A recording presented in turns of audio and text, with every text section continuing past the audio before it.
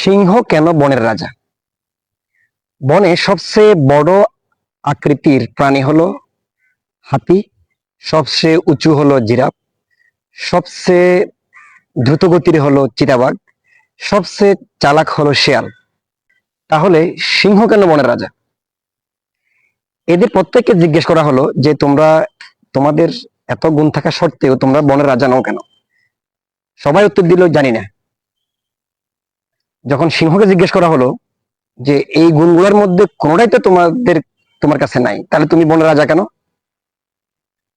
তখন সিংহ উত্তর দিল, আমার নিজেকে মনে হয় আমি রাজা,